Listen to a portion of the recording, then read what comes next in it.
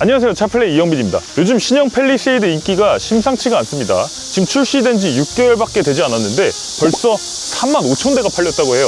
그러면서 국내 7위의 자동차가 됐습니다. 와, 이렇게까지 도대체 인기 있는 이유가 뭔가? 이 차 저렴하지도 않거든요. 이 차 지금 모든 옵션 다 더하고 나면 가격이 7천만 원이 넘어요. 그런데도 이렇게까지 인기가 있는 이유는 뭔가? 그게 너무 궁금하기 때문에 오늘 시승을 통해서 이 팰리세이드의 인기 비결 이런 것들을 한번 살펴보도록 하겠습니다. 현대차 팰리세이드 시승기 끝까지 함께 하시죠.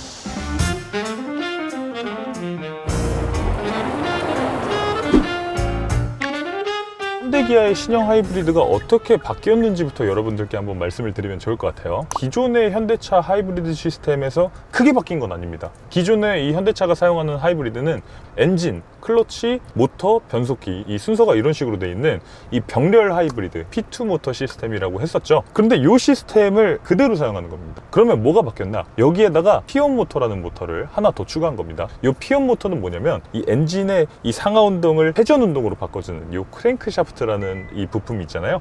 여기에다가 이 모터를 달아 놓은 거예요. 그래서 이 모터가 시동을 걸 때도 도와주고 뭐 에어컨을 구동할 때도 도와주고 회생제동을 할 때도 도와주고 마일드 하이브리드 같은 이 P1 모터가 하나 더 추가가 됐다는 겁니다. 이 기존의 P2 모터가 혼자서 구동을 해야 되는 것들을 P1 모터라는 조그만한 모터가 조금 더 도와줄 수 있게 되니까 여러 가지 효율성 측면에서 좋아졌다는 거고요. 여기에 엔진까지 조금 더 바꿨다고 합니다. 이 기존의 가솔린 모델에서 사용하던 2.5L 터보 가솔린 엔진을 그대로 사용한 게 아니라 이 엔진을 살짝 변형을 가했어요. 어떤 식으로 변형을 가했냐? 이 엔진을 애킨슨 사이클 형태로 바꿨습니다. 자동차에 들어가는 엔진 같은 경우는 이 사행정입니다. 그러니까 흡입, 압축, 폭발, 배기 이런 식으로 이 사행정이에요. 가솔린이 공기랑 섞인 혼합물을 흡입하고요. 그리고 요거를 피스톤이 밀어 올리면서 압축을 하죠. 여기에다가 스파크를 딱 튀겨서 폭발시키는 겁니다. 그리고 나서 이 배기가스가 밖으로 배출되는 이렇게 사행정의 시스템을 갖추고 있죠. 그런데 애킨슨 사이클 같은 경우는 압축의 단계에서 이 피스톤을 밀어 올릴 때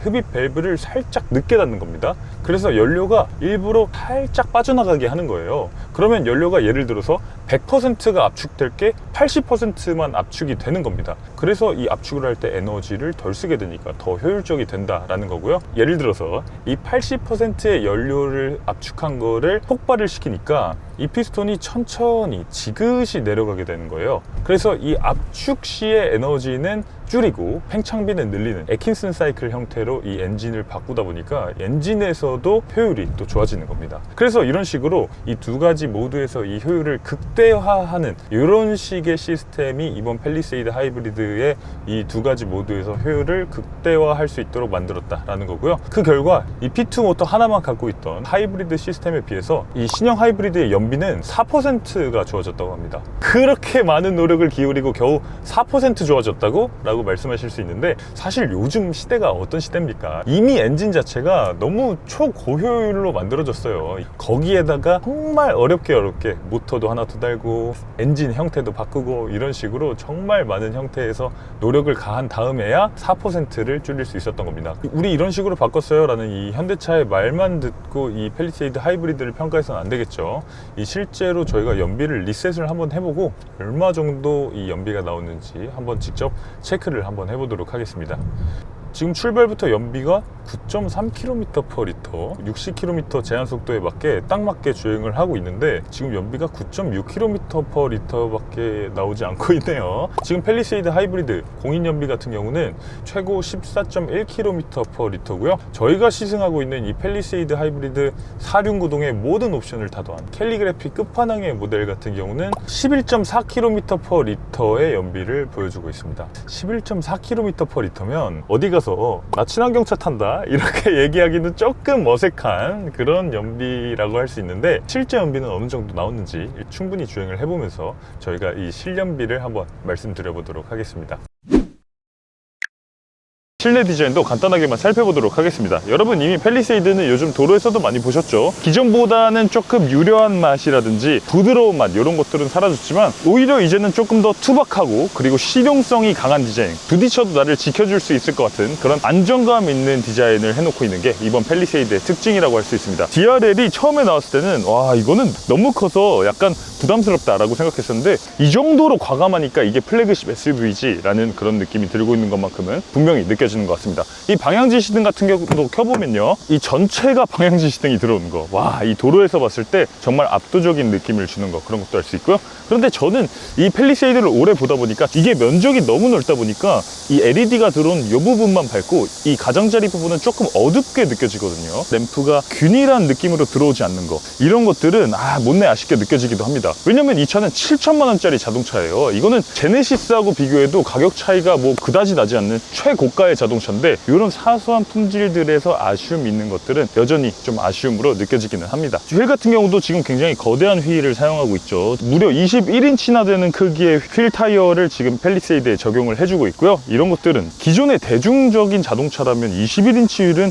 이 가격 때문에라도, 또 앞으로 타이어 유지 보수 비용 때문이라도 쉽게 선택할 수 없었는데, 어쨌든 이번 팰리세이드는 확실히 이 플래그십 SUV의 느낌을 주기 위해서 이렇게 거대한 휠 집어넣은 것도 볼 수 있네요. 자, 그리고 지금 윈도우 라인이라든지 모든 부분에서 굉장히 각지게 처리를 해놓고 있지만, 이 면을 봤을 때는 동그랗게 부풀려 놓으면서 약간 우리가 레인지로버 스포츠 이런 차들에서 봤던 것처럼 직선과 곡선의 조화를 만들어 놓은 걸 볼 수 있어요. 확실히 요즘 현대차 디자인 센터에 사이먼 로스비라든지 이런 영국인 디자이너들이 많이 오면서 그 정석적인 이 영국의 SUV 느낌을 또 자아내고 있는 것도 볼 수 있네요. 자, 그리고 지금 측면에서 복잡한 디자인들을 다 덜어냈고요. 이런 크롬 포인트들도 아주 굵직하고 큼직하게 만들어 놓은 그런 심플한 디자인을 보여주고 있는 게 요즘 현대차 SUV 디자인의 특징이라고 할 수 있어요. 자, 자연스럽게 뒤로 넘어오면요, 일단 뒤에도 굉장히 과감하죠. 이런 모든 면들이 다 큼직큼직합니다. 이 트렁크 부분도 큼직큼직하고요, 이 램프 부분도 큼직큼직하죠. 좌우로 큼직한 램프 두 개를 양 끝에 이렇게 세워 놓으면서 팰리세이드 전체의 폭이 훨씬 더 넓어 보이게 하는 그런 효과를 주고 있습니다. 지금 전폭 같은 경우는 한 1960mm, 거의 2m 가까이 되는 폭을 갖추고 있는데, 실제로 이 차를 봤을 때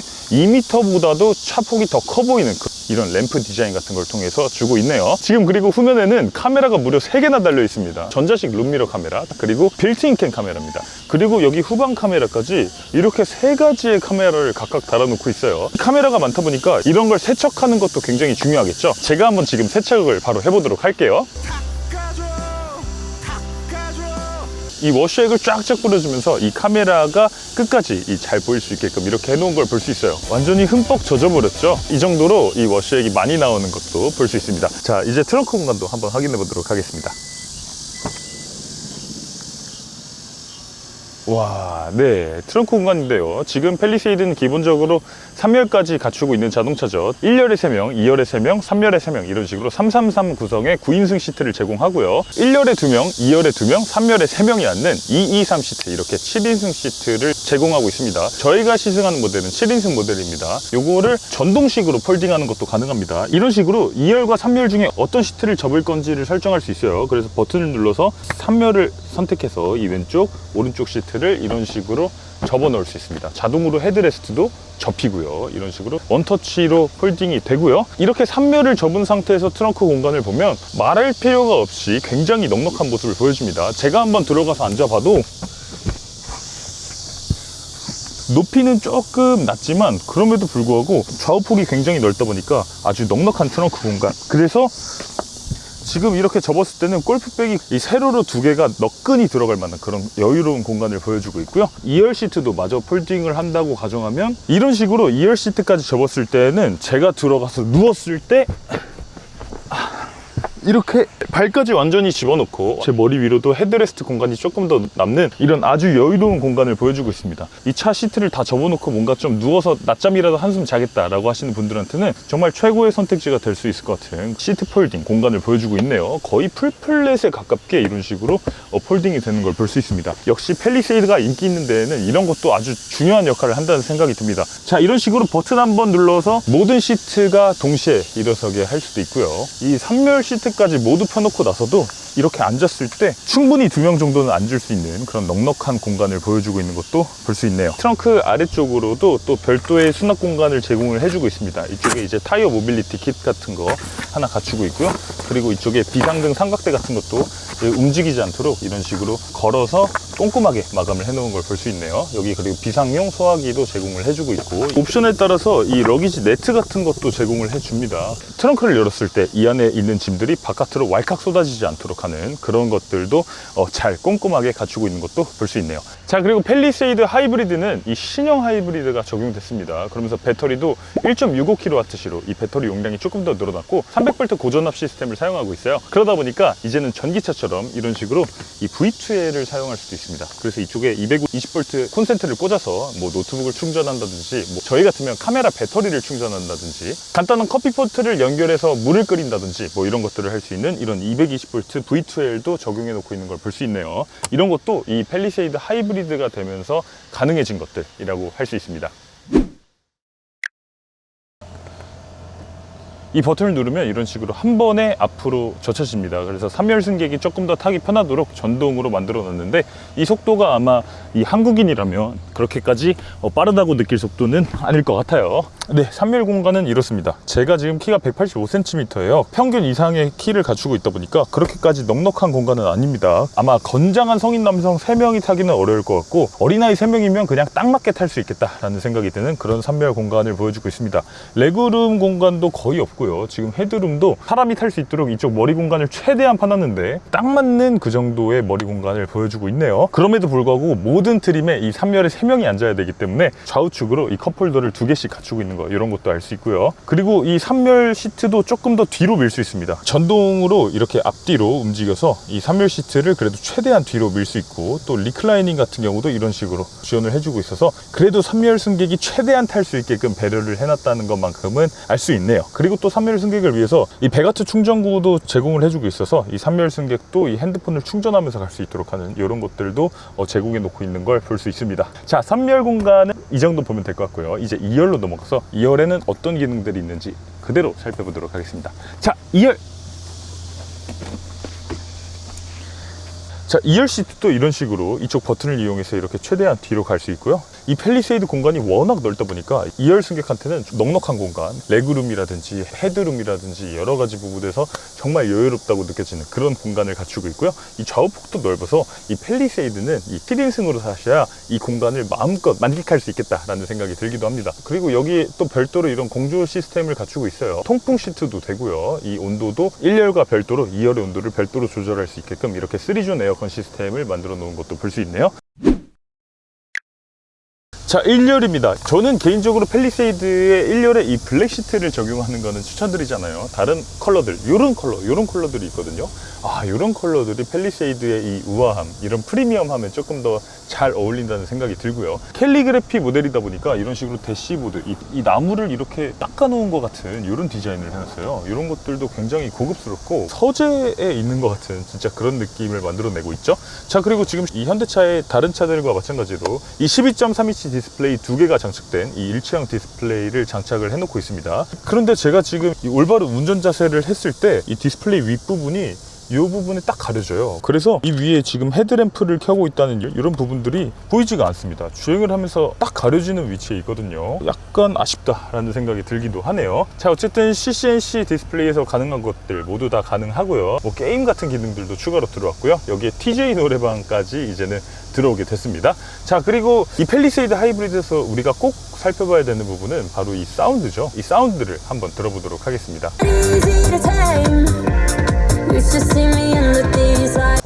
일단 사운드가 보스 프리미엄 사운드 시스템을 갖추고 있고요. 14개 스피커를 갖추고 있습니다. 이 보스 센터 포인트 같은 경우를 켜게 되면 음원이 이런 식으로 바뀝니다.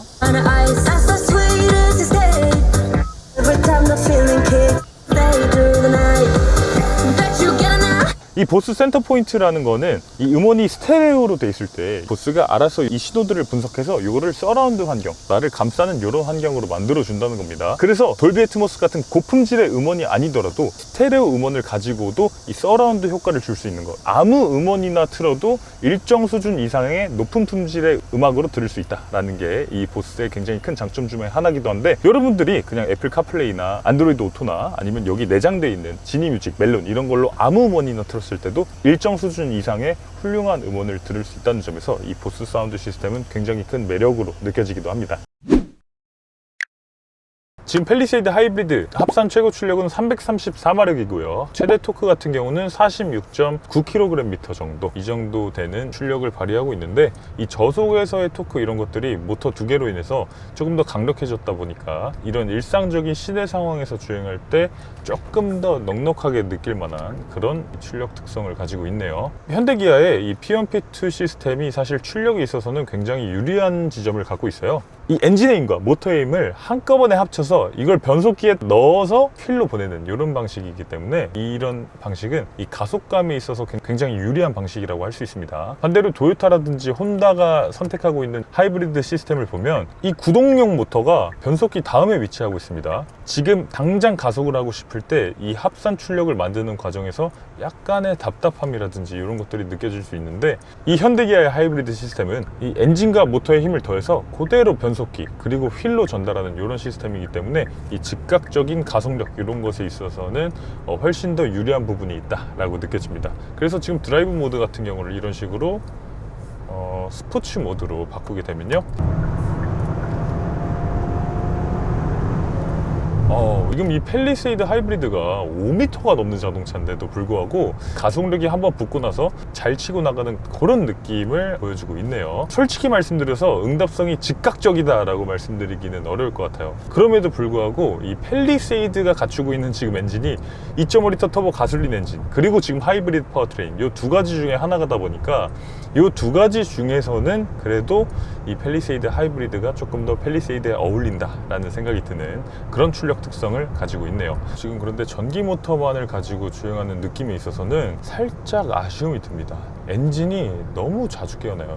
제가 지금 모터만으로 이렇게 주행을 하고 있습니다. 조금만 고속 페달을 밟으면 바로 엔진이 깨어나 버려요. 이거는 사실 현대기아 하이브리드 시스템의 또 한계라고 할 수 있습니다. 이 P2 모터라는 게 변속기 전에 위치했다고 했잖아요. 구동용 모터의 사이즈를 키우는 데 한계가 있어요. 구동용 모터가 이 변속기 안쪽에 들어가 있어야 되다 보니까 모터의 크기를 키우는 것 자체에 한계가 있습니다. 그러다 보니까 이 모터의 출력을 높이는 것 자체에 문제가 있어요. 사실 혼다 같은 경우는 변속기 다음에 모터가 위치한 시스템이거든요. 그래서 이 모터를 184마력짜리 모터로 큼지막한 모터를 달아놓고 도심에서 정말 전기차처럼 모터만을 이용해서 계속 주행할 수 있는 이런 주행 특성을 보여주고 있는데, 이 팰리세이드 하이브리드 같은 경우는 이 메인 모터의 출력이 50마력대 이 정도로 출력이 조금 약하다 보니까 이 실제로 도심에서 모터만으로 주행할 때는 전기차처럼 주행되는 느낌은 아니고 기존 하이브리드의 느낌과 크게 다르지 않다. 이런 것들은 이 팰리세이드 하이브리드의 또 아쉬운 점, 그리고 현대기아 이 하이브리드 시스템의 한계 중에 하나라고 말씀드릴 수 있을 것 같습니다. 지금 같은 경우도 저속에서 정차했다가 출발을 하는 상황에서 가속 페달을 톡 밟으면 바로 엔진이 깨어나 버려요. 계속해서 엔진이 깨어납니다. 그러다 보니까 우리 진짜 소비자들이 원하는 그런 하이브리드의 느낌보다는 엔진이 훨씬 더 많이 깨어나는 그런 하이브리드라는 것도 여러분들이 알고 계셔야 될 것 같아요. 전기 모터만으로 주행하는 상황은 오히려 고속에서 크루즈 컨트롤을 걸고 꾸준히 주행하는 상황, 그런 상황에서는 전기 모터를 이용해서 적극적으로 주행을 할 수 있겠지만, 본인이 조금 이 가속하는 걸 좋아하시는 분들, 이런 분들한테 이 팰리세이드 하이브리드는 조금 엔진이 너무 자주 깨어난다 라고 느끼실 수도 있을 것 같은 이 하이브리드 특성을 보여주고 있네요. 일단 팰리세이드 하이브리드 같은 경우는 승차감에 대해서 잘 튜닝했다라는 생각이 들어요. 일단 패밀리카잖아요. 이 승객들을 여러 명 태우고 편안하게 넉넉하게 주행하는 자동차가 바로 팰리세이드라고 할 수 있는데, 그 팰리세이드의 캐릭터에 맞게 이 서스펜션 튜닝을 굉장히 잘 해놨다는 생각이 듭니다. 뭐 구름 위를 떠간다 까지는 아니지만 그럼에도 불구하고 전혀 불편함이 느껴지지 않는 그 정도의 부드러운 승차감을 보여주고 있습니다. 지금 이렇게 주행해 봤을 때 크랙들이라든지 이런 불편한 노면들에서도 충분히 부드러운 그런 감쇄력을 보여주고 있어요. 거기에 추가로 이 팰리세이드 같은 경우는 현대차 SUV 중에서는 처음으로 프리뷰 전자제어 서스펜션이 들어갔습니다. 이 프리뷰 전자제어 서스펜션은 여러분들 잘 알고 계시겠지만 이 위쪽에 있는 이 카메라를 이용해서 앞에 노면에 있는 상황을 파악하는 거예요. 그래서 이 앞에 상황을 파악해서 노면의 크랙이라든지 과속 방지턱 이런 것들이 있을 때 이게 먼저 그걸 인지해서 이 서스펜션의 감쇄력을 타이밍에 맞게 풀었다가 조였다가 요거를 한다는 겁니다. 기본적으로 이 장애물을 이 차가 미리 감지하고 노면에 대한 대응을 한다는 점에서 이 승차감 개선에 도움을 주고 있다라는 생각이 들고요. 현대차의 프리뷰 전자제어 서스펜션은 사실 메르세데스 벤츠라든지 BMW의 프리뷰 전자제어 서스펜션이랑은 조금 다릅니다. 어떤 부분이 다르냐면 이 내비게이션의 정보도 활용을 해요. 이 현대차 내비게이션에 저장되어 있는 이런 과속방 시tok 정보라든지 공사 현장 정보라든지 이런 것들까지 다 참고를 해서 그 지역에 갔을 때 미리 감쇄력을 부드럽게 풀어주는 이런 기능들도 제공을 해줍니다. 그리고 이 차는 추가적인 장점이 하나 더 있는데 바로 e라이드라는 시스템입니다. 이 e라이드는 뭐냐면 과속방 시tok 같은 걸 넘을 때 이 전기 모터의 토크 제어를 해준다는 거예요. 과속방 시톡을 올라갔을 때는 이 모터가 살짝 감속을 하는 겁니다. 그래서 이 차가 너무 들리지 않게끔 모터를 살짝 반대로 토크를 주는 거고요. 반대로 과속방 시톡에서 내려가는 상황에서는 이 피칭이 너무 앞으로 되지 않도록 이 모터의 토크를 살짝 더 주는 겁니다. 그래서 차가 앞으로 나가는 이런 힘을 살짝 줘서 이 차가 쏠리지 않고 앞으로 끌려 나가게끔 피칭 현상 같은 것들을 최대한 제어할 수 있게끔 만든 이런 식으로 이 소프트웨어적인 그런 기능들을 갖추고 있어요. 그 e라이드 같은 기능들도 이 팰리세이드 하이브리드가 갖추고 있어서 아마 여러분들이 일상적인 상황에서 데일리카로 쓰는 상황 이럴 때는 승차감이 굉장히 만족스럽다 라고 느끼실 만한 승차감 세팅을 갖추고 있네요. 자, 다음으로는 에이다스 수준을 한번 보도록 하죠. 이 고속도로 주행보조 2까지 다 갖추고 있는 현대기아 최신의 운전자 보조 시스템을 갖추고 있는데요. 기본적으로 이 핸즈온 디텍션 핸들, 그러니까 정전식 핸들 갖추고 있어서 내가 손을 대고 있는 걸 알고 있는 그런 정전식 핸들이 장착되어 있고요. 그리고 지금 이 차간거리라든지 이런 것들도 자연스럽게 유지해주면서 앞차와의 거리에 맞춰서 가속 감속도 이 부드럽게 해주는 걸 볼 수 있네요. 어쨌든 기본적으로 차간 거리를 유지해주고 차선 중앙을 유지해주고 이런 기능들은 훌륭한 수준으로 해주는 걸 볼 수 있는데요. 예전 같으면 이 정도면 잘한다 라고 그냥 말씀드릴 수 있었을 텐데 이제 시대가 또 많이 변했습니다. 이 전 세계가 이 자율주행 기술에 역량을 집중하고 완전히 포커스를 맞춘 이런 상황에서 이 운전자 보조 시스템은 약간 아쉬움이 드는 것도 사실이에요. 현대기아의 HDA2가 이 고속도로, 자동차 전용 도로에서만 이 차선 변경을 해주는 것만 봐도 야, 자동으로 차선 변경이 되는구나, 세상 참 좋아졌다 이런 생각을 했었는데 요즘은 도심에서는 왜 자동 차선 변경이 안 되지? 차가 알아서 판단해서 깜빡이 넣고 차를 추월하고 다시 돌아오고 이런 것들이 왜 안 되지? 이런 생각이 듭니다. 이 시대가 많이 바뀌었어요. 사실 이 팰리세이드 하이브리드의 요 정도 수준의 운전자 보조 시스템으로는 더 이상 만족이 안 된다는 생각이 들고요. 그리고 무엇보다 이 차의 가격이 지금 7천만 원이 넘잖아요. 이 7천만 원이 넘는 자동차를 타면서 다른 나라의 팰리세이드보다 더 저렴한 자동차에서 자동으로 차선을 변경하고 주차까지 해주는 뭐 그런 수준의 운전자 보조 시스템이 안 들어갔다는 거는 상당히 아쉬운 부분으로 느껴지기도 합니다. 이 굉장히 고가의 자동차를 만들었을 때는 훌륭한 수준의 운전자 보조 시스템이 앞으로 장착돼야지 소비자들이 조금 더 가격을 쉽게 납득을 할 수 있을 것 같아요. 기존 대비해서 차가 커지고 하드웨어가 좀 바뀌고 이런 건 있지만 사람들이 큰 차이를 못 느끼는 거거든요. 기존 대비해서 어떤 신기술이 들어갔나, 세계적인 추세에 맞는 그런 신기술이 들어갔나 라고 했을 때 그런 부분들이 조금 부족하다고 느껴지는 경우가 있는데 이 팰리세이드 하이브리드 그리고 현대차 전체가 이 세계 흐름에 맞는 이런 운전자 보조 시스템 개발에도 조금 더 노력을 기울여서 더 높은 수준의 운전자 보조 시스템을 장착해 줬으면 좋겠다는 생각이 듭니다. 그래서 저희가 지금 24km 정도 주행을 해봤고요. 45분 정도 주행을 했는데 이 도심에서 주행을 했을 때 연비가 어느 정도 나오는지 보면요, 10.2km/리터?